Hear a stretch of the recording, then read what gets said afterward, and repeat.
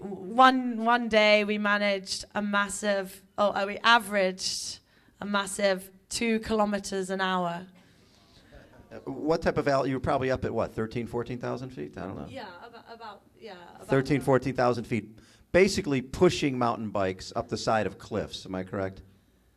Yeah, up glaciers. And then we get to a river. And we couldn't walk across. The river was too fast flowing. But fortunately, Tina, being a mountaineer, had the foresight to pack ropes and carabiners. So they erected this rope pulley mechanism across the rivers, tied to rocks. So we pulleyed our bikes across, and then each pannier went across, and then each person would cross. Yeah, it was quite amusing until we ran out of food. And then, luckily, actually, we came across a farmhouse, and the farmer agreed to slaughter a goat for us. So we had goat for dinner and breakfast and lunch and dinner. No, it was fantastic, and it was a honeymoon that I'll never forget. How many days was this honeymoon?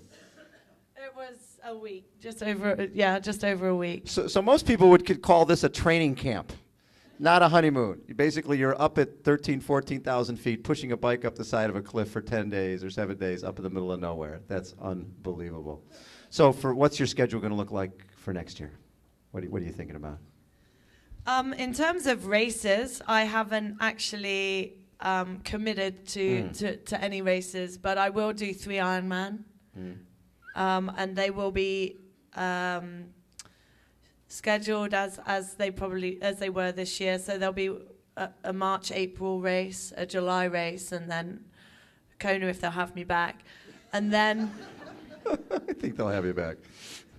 Just a dance at the finish line. Yeah, you are a good dancer at the finish line. You've seen my moves. And then there'll be maybe at least three 70.3s,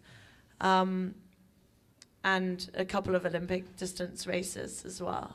All right. And last year when we had you on radio, we talked about, this course record is something that, Paula feels you can get. Paula thinks you can go 8:48, and down the line there, you felt that you could go faster. Now that you've broken the course record, how fast do you think you can go? Yeah, I mean, I would like to think that I can continue to improve in all 3 disciplines, and I think that I can definitely go faster. A lot depends at all of these races on the conditions, of course.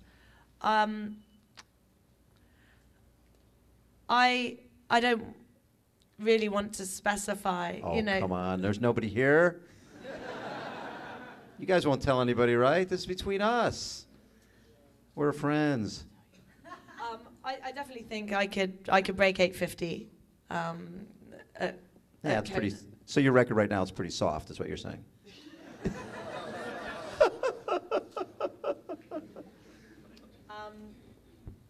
I think I need to work on the latter half of my marathon, and I think that's where I can make the biggest, the biggest gains.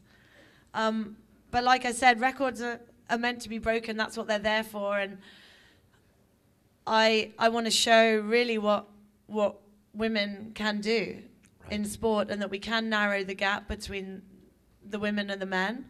And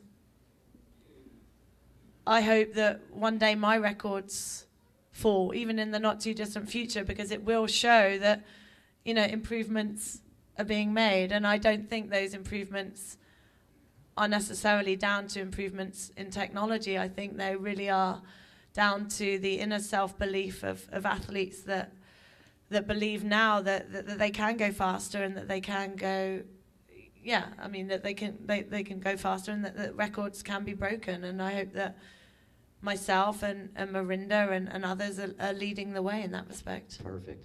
Hey, everyone, how about a big round of applause for the 3-time Ironman World Champion, course record holder, undefeated, Chrissie Wellington.